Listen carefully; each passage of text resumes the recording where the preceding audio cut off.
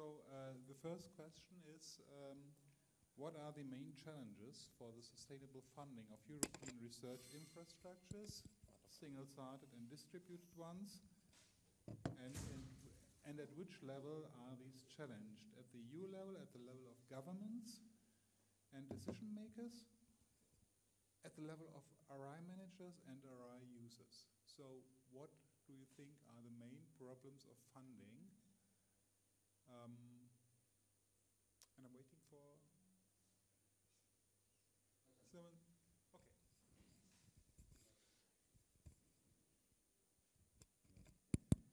Yes, I am Manuel Collados. I am with the European Solar Telescope. This is an infrastructure which is presently finishing the preparatory phase, and now we are facing the pre-ERIC phases. So we are now moving to the stage of discussing with the different countries how to get involved.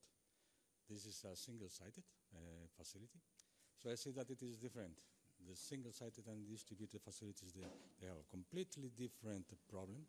Single-sided facilities require the unanimous positioning of a large number of countries, which is very difficult to put them in phase. So progress moves very, very slowly because they cannot be done without the full commitment of a minimum number of countries, while distributed ones, they can move separate at different speeds so that to reach the goal at a given moment, but they can evolve separately.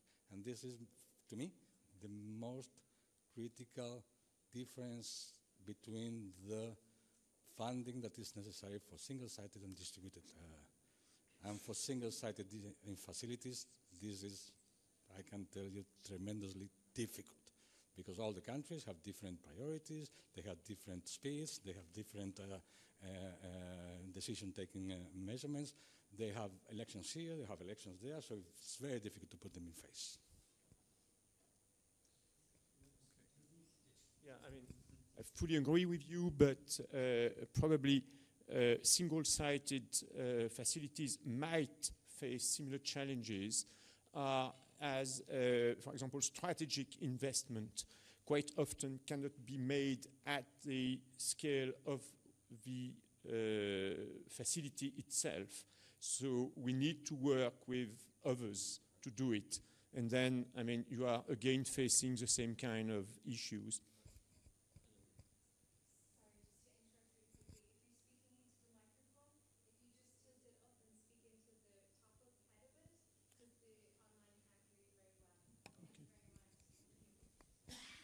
Okay, thank you. We will try to do so. No, there's one here and one there.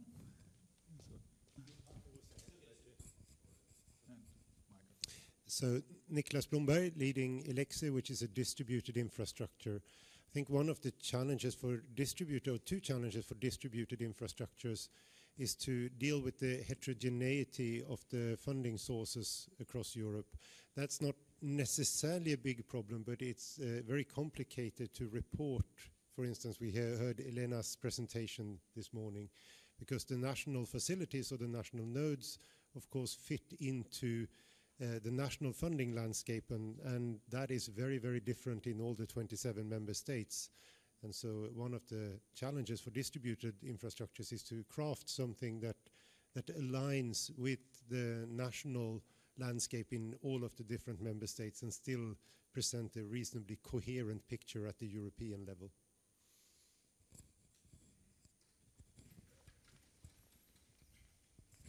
Thank you. I am Paco Colomer. I like to share my experience as a former director of an ERIC. I'm not anymore. The question is that often successful facilities, let's say it that way, have been getting funding from competitive sources, like the Horizon Europe program, for example. Now, we are talking here about sustainability funding.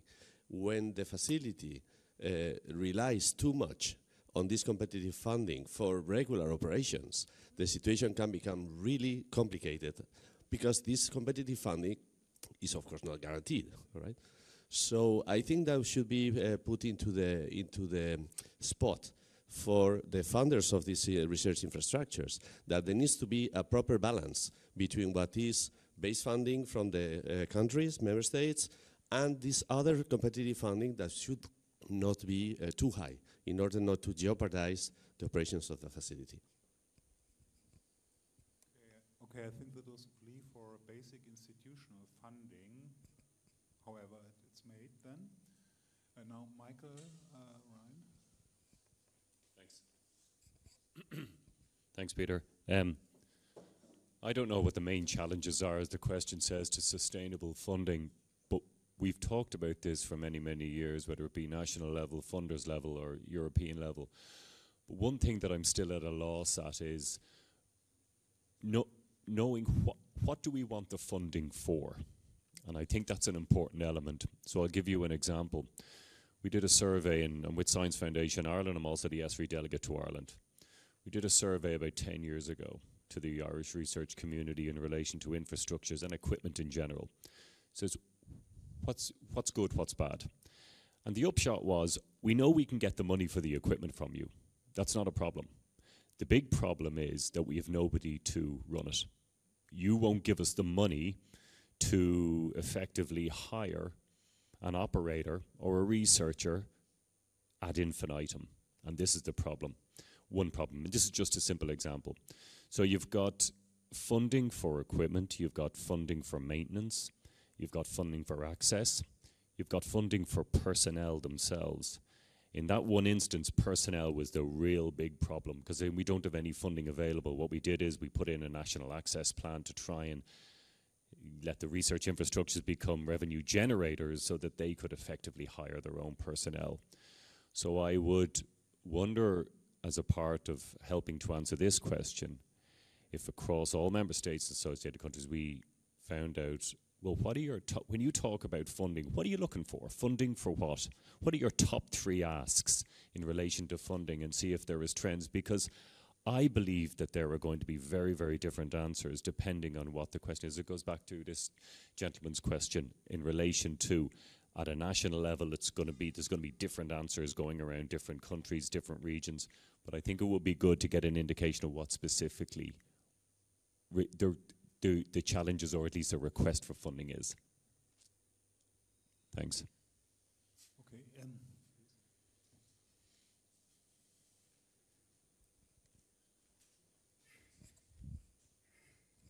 Good morning. I'm Ana Aricha from the Spanish Ministry of Science and Innovation. I'd like to talk about from our perspective of national funding. We have a funding scheme very similar to that one that was previously explained by the Italian colleague. We have some kind of ordinary funding for research infrastructures, no matter if they are single-sided or distributed. We have also competitive funding aids or grants, and we try to use ERDF funds, structural funds, and in that specific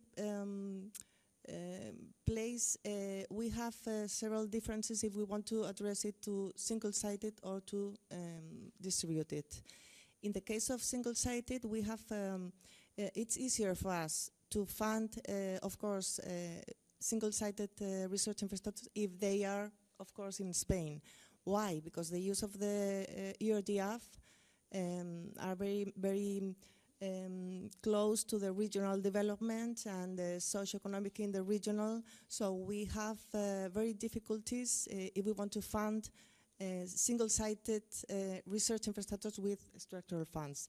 This doesn't happen with the distributed research infrastructures, because we can't address these funds to the Spanish nodes that are part of this distributed. And we face a problem when using these structural funds, because now, for example, preparing the next operation program, 2021-2027, I guess it's like some problems from the I guess from the European Commission, when we try to use these funds to research infrastructures. They have to be very related to the industry, to the social economic, and it's hard for us in some cases to relate this research infrastructure to this industry. So in the past, for example, in the previous operating program from 2014-2020, I think it was easier to use these regional funds for the research infrastructures, not anymore. Thank you. Okay, thank you. I would like to jump now quickly to the next question. What I take from this discussion is you pointed out the difference between single-sided and distributed infrastructures and their funding needs and the problems with raising the funding. A second message is what you need for infrastructures is stable funding for the basic operations, so keep the infrastructure operational. Project funding could come on top or should come on top then for specific projects. And I think we will address the question of how the next framework program should be adjusted, or what could be done about EU funds in the course of this session. And we still have 20 minutes only to go. So let's jump to the next questions. What are the key actions needed from different actors of the RI ecosystem at the EU level, at the level of governments and decision makers, at the level of RI managers and RI users? Legal framework changes, business model adjustments, access policy modifications, or others, etc. So, please. Hi, my name is Alice Extra from the Netherlands. I work for the Research Council. One of the actors that I'm missing is actually the board members from universities and research or from research institutes, because they manage the structural funding that goes to universities and to the research institute, which has to pay for the operations. However, when using that structural funding, it's very often, I think, more sexy to pay it to young, new researchers than actually to pay for operations of existing RIs. And that's where part of the problem lies.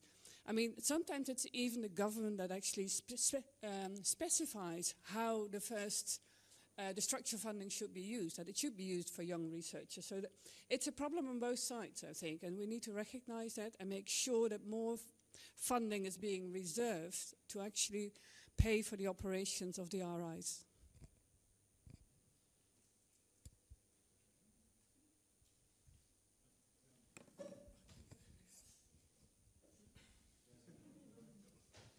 Thank you. Yeah, I'm Simon Garrington. I'm here representing a distributed infrastructure of radio telescopes and also a network of radio observatories. And this fundamental problem of securing the funding for basic operations, the unsexy part, is the challenge, I think, and we're hearing that. And one way to do that is through transnational access, for example. That provides a route to democratizing the access to these fantastic facilities across Europe. So we can get part of the funding from our national sources, but if we can get some additional European level funding, that allows us to, say, democratize science, as we heard yesterday.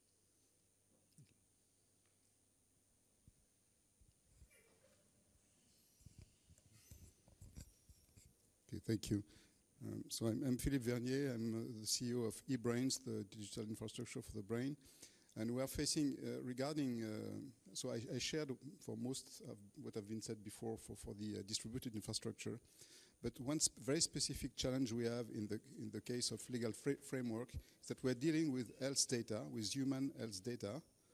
And you know that the GPDR in the different countries is just a nightmare to deal with.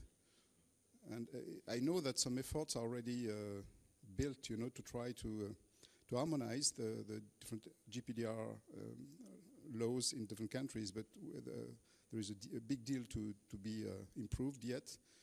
And also, we don't have really, the possibility to have a large repository for this human data. And this is also something which is a big challenge. If we want to face the challenge of the future in the health data space, we really need to change the speed of improving this. It's mandatory.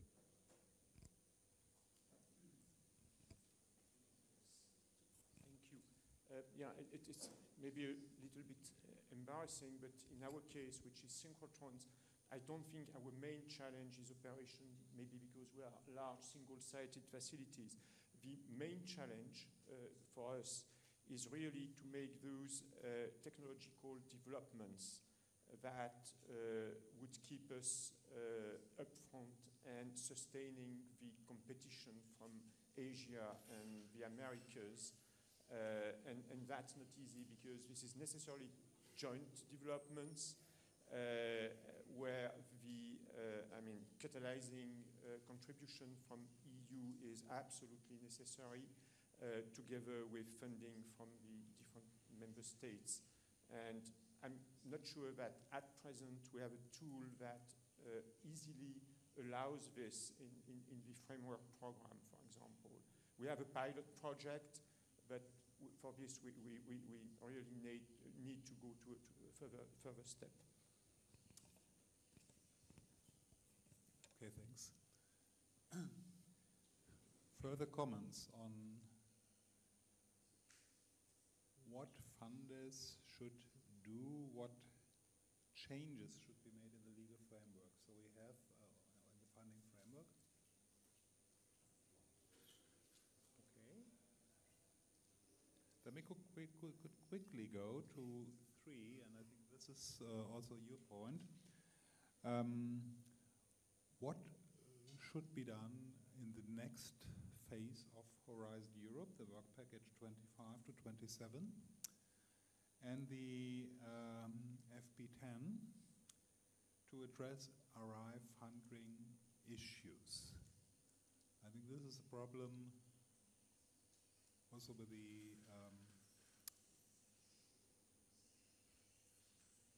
which could affect you relatively directly. So.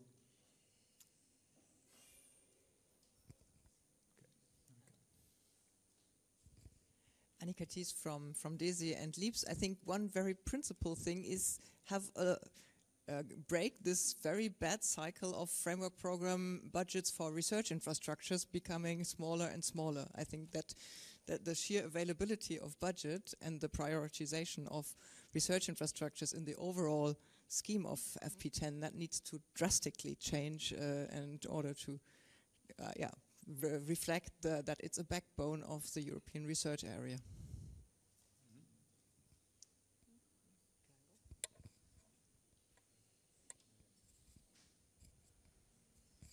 Mirjam van Dalen from the Paul Scherrer Institute and also from LEAPS, also from the synchrotron and FEL community. I think that in FP10 one should also go back to the program, the funding mechanisms that were there for transnational access and for joint research initiatives and for networking. And they were programs like Calypso, ELISA, Calypso Plus in our community. And this was a funding that was very continuously helping collaboration between European facilities, and it was very good. And I think it's a pity that these programs were finished.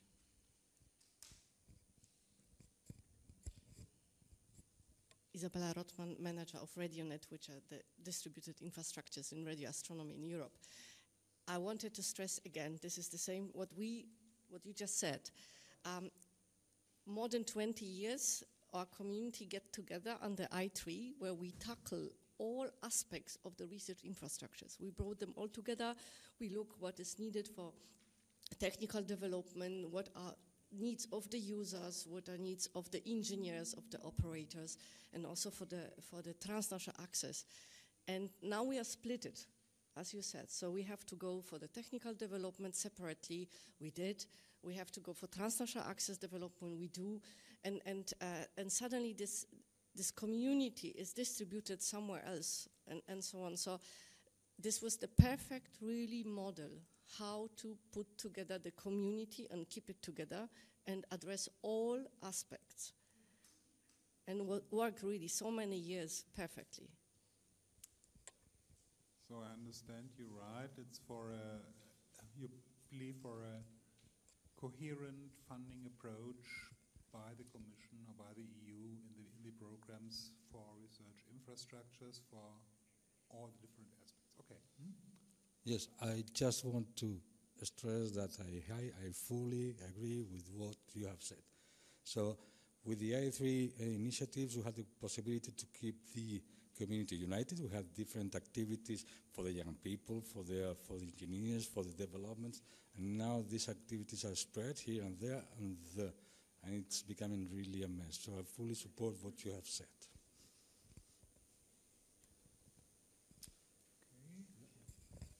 Sorry, just to say, if you want to do something new, please don't break what it works, right? Hello, I'm Andy Williams. I'm coming from the European Southern Observatory, which is a large research infrastructure building very large telescopes. And of course, we have a very stable funding that is working well for the construction and for the operations.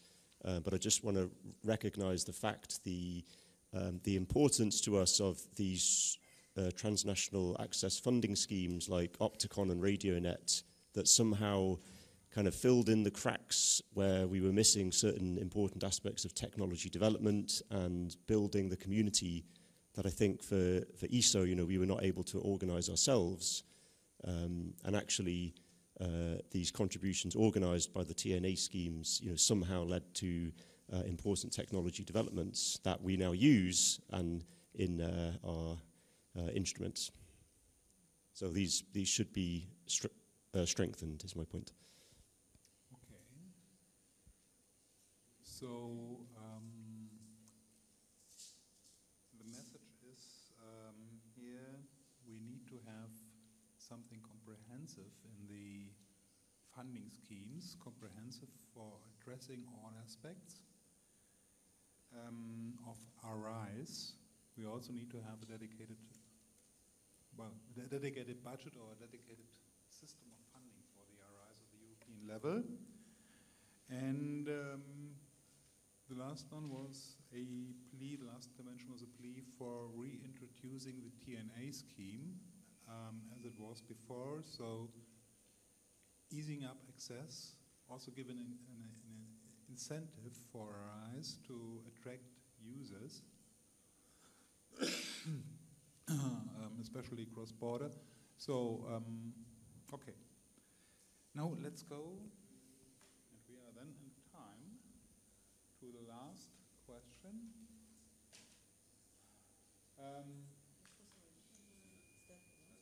No, number 3 we had. Number 4. Okay, now what could ESFRI do? So we are preparing the landscape analysis, which is currently under development, under construction. We expect it to be published sometime in early 2025. So it will take a couple of months still. But what could be a possible reaction we should include in this landscape analysis? Miriam. So if I can start. Under RadioNet, we have different infrastructure. We have on single telescopes funded by national. We have network of telescopes that are funded international. But we have also network of telescopes that are based only on memorandum of understanding. So it's only in-kind contribution. It works since 1982, independent from the European Commission and so on. So it was set up before. So there are different models. We have even 2 ERICs. Now, second will be signed soon in astronomy. So we have, and we have now also SKA, which is International Governmental Organization, and ESO. And this is good to have all these aspects. I hear from the landscape analysis they already recognize there are different models, so they will not have one model fitting all, and this is good. But to allow infrastructure to apply the model, what it fits and it works. And it's not saying this has to be ESFRI or it has to be MOU or it has to be something. It just would be good to see that it is when it works and partners agree, this is how you do. It's not all, money is somewhere, definitely, right?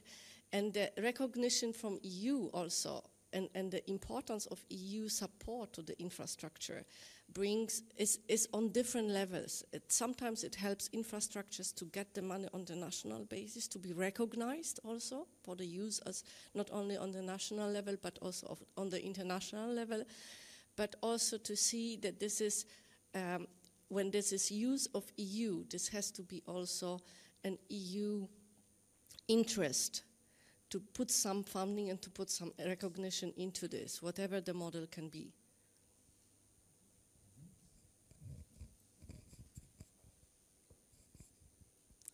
Yeah, I fully agree to that, and I want to add also as a former ESFRI delegate, seeing the calls in the work programs that there are addressed to ERICs and to ESFRI projects, and I think this is a mistake because this also led to separating communities, and it also, for example, in the photon and neutron community, it led to 2 separate projects. Connecting to EOSC, a national one and an ESFRI one, and I think this is a big mistake. So I think that the calls should not be limited to ESFRI and ERICs, and the national research infrastructures should be able to participate in these calls too, as it was beforehand. I think that's I find that a very important message.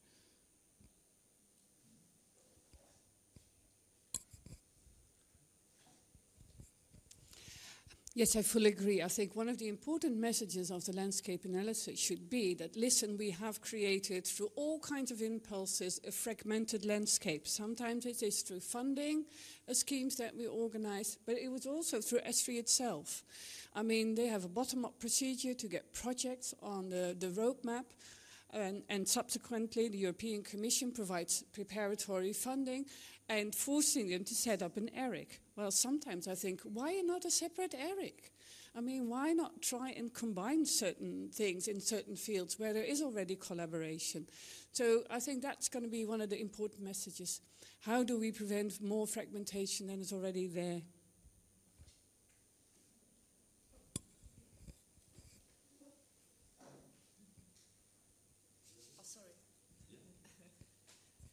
Sorry, I have a long list. So I think this is what I saw also, that the reality is we have the work program or we have calls in the draft before they will be issued, right? So we start, the competition is high, so it means you don't wait until it will be issued, you start working on the project, on the proposal. So it means you start to read the call text. And the order of the call text is very unfortunate, as you said, because they say first it must be ESFRI, ERIC, or world-class infrastructure of European use. So the order is like this, and you start to read, and the consortium will read this too and think, oh, we have to have an ESFRI, we have to have an ERIC. When you, and I did this work, for one of the call on I ask if we have to have it, but this question on the frequently asked questions you can do when the call is issued. The answer of the Commission was, no, you don't have to. So, but it's too late. So this is very important, the landscape analysis concentrate on the infrastructure that exist. They can be, they don't have to, but they are not ESFRI. They are not on the ESFRI roadmap. To recognize these are the world-class infrastructure of the European use. And they are on the same level like the others. So treat them the same, like only comma, comma, comma, but not as this and this and this. Yeah, I hijacked this just briefly to say I fully agree with all that. I think the landscape analysis should look at what do we have in Europe, where do we have gaps. But in answering that question, you need to also look at the national labs. I know. So really quickly, so I think an important role of the landscape report is to inform the national programming And this might be unpopular, but I think it'd be really useful to have a little bit of a section on how the individual member states are using the ESFRI landscape report to drive their national programming. And I think that would address some of the points that the previous speakers also said.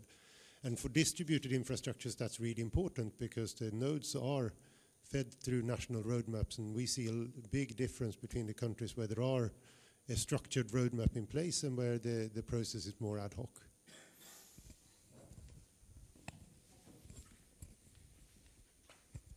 Thank you. So fully supporting what has been said, I think what we need as part of the landscape analysis is really a very thorough gap analysis at the European level, telling very clearly where we are and what we need to do to bring our infrastructures to a higher level, and concentrating, as you said, on existing infrastructures. Well, I'm actually involved in the ESFRI landscape analysis myself, so it's interesting to hear what you are talking about. Well, the first thing is, I think one of the goals of this meeting, the Stakeholders Forum, it is precisely to link to ESFRI whatever is not in ESFRI, because there is a lot of life out of ESFRI, okay? There are lots of things going on out of ESFRI. Now, I think that is the point. I mean, ESFRI is putting a lot of effort in harmonizing, in making appropriate tools that could be used for everybody. But then we need to engage to that in both directions. Otherwise, this is going to be a kind of a silo, and then the life out of ESFRI is going on. It doesn't depend on, right? So, and then let me just say one word in favor of the ERICs. May I? Okay. Well, I think ERICs are a tool, a fantastic tool to creating legal entities. And I know the problem that has faced RadioNet and others in order to access to the funding in the framework program. And I would not think the writing is so severe when it is written, because I've read it. Of course, it says the consortium must be built around ESFRI, ERICS, and other world-class infrastructure. Must be built around. I mean, it doesn't say that only ERICS or ESFRI can access the funding, okay? But I agree. I think the point there was to put into the spot that these ERICS have the possibility to gather around them these communities, okay? It's not the only way, but it's also one possible way, and I think the Commission wanted to stress that. This is why it was written in the call. Okay? We can be talking for a month. We just continue. So just to give you impression, we did provide our input. So we do, but it's kind of like, I don't have the feeling that, except this, that I write to the landscape analysis group and say, look at this, I think some of our infrastructure have been missed, because I noticed some have been involved explicitly introduced for the providing the financial information, and some not. So we wrote to them and say, look at this, the list is pretty long, so what do you do? And they say, not interested. And so how do I, so then we wrote what kind of infrastructures we have, but I do not have a feedback how they will be involved in this landscape analysis. When do I have, so the involvement of stakeholders is good, also to see the draft and to see, look at this, because I saw the landscape analysis which was attached to the roadmap 2021 had completely, well, not completely, but half of the infrastructure that were listed in the radio, they were wrong. Yeah. Nobody asked us, and it was published. They exist, but they were not giving access, so. Okay, perhaps let me try to answer, because I need to stop this discussion now. We shall go back to the room. But you are on the same level of information as I am. So I know the landscape analysis 2021, and there will be a draft. This is an information you don't have. There will be a draft promised for December this year, and then it will go into discussion again in the forum. So make your delegates aware. And I'm not sure what the further feedback processes will be. But anyway, the feedback from here should be taken into account, whatever this means. So we hope to have a draft in December. Just what I took from this last session is there was a strong plea that the landscape analysis should reflect all the different structures, models of research infrastructure that are out there, beyond the ERICs, beyond the ESFRIs, beyond EU funded. Also that the funding, and it was said about the Commission, but I would also say about member states, reflects the interest of the stakeholders, could be Commission, could be a member state, etc., in this infrastructure. So it's, besides the financial value, it also has a strong symbolic value. And what else?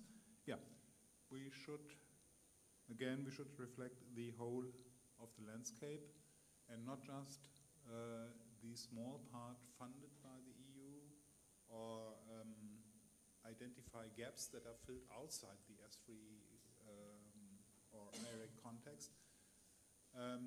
We should identify gaps, yes, but we should identify them with the background of the whole landscape in Europe in total. Okay. So thank you very much. I guess we will meet for the next breakout session sometime this morning again. Or anyway, after the coffee break, now we go back into the meeting room and see what's happening there. Thank you.